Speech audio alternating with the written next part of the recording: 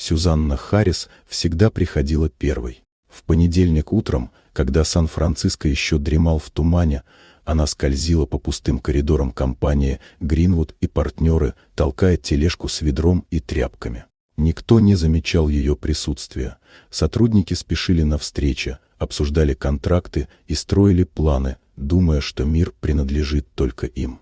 Сюзанна была незаметной. Ее желтые перчатки и простая форма делали ее частью интерьера. Но за этим образом скрывалась женщина с острым взглядом и умом исследователя. Она наблюдала, кто приходит вовремя, кто скрывает правду, какие улыбки настоящие, а какие — маска.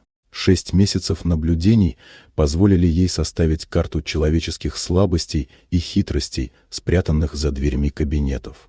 Особое внимание она уделяла 12-му этажу, где заседали руководители, уверенные в своей неприкосновенности. Она видела, как ложь и амбиции прятались за роскошью офисов, как решения принимались в угоду себе, а не компании. Каждый день Сюзанна запоминала детали, собирала информацию как пазл, медленно складывая картину системной коррупции и обмана.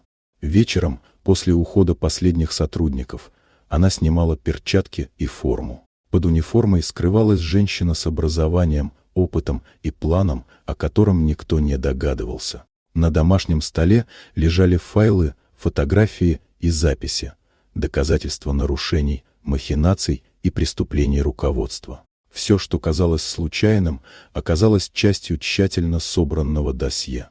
Через несколько дней Сюзанна вошла в тот же офис, но уже не как уборщица.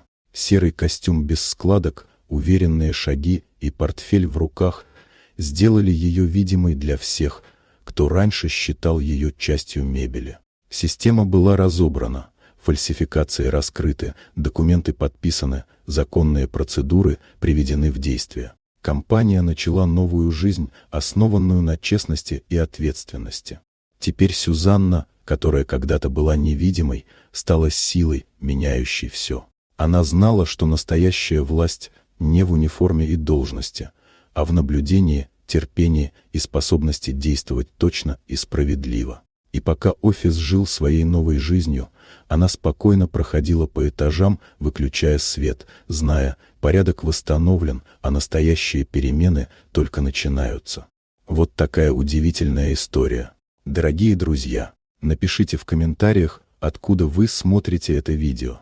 А если вам понравилось видео, поставьте лайк, а также подписывайтесь на канал, впереди еще много интересного.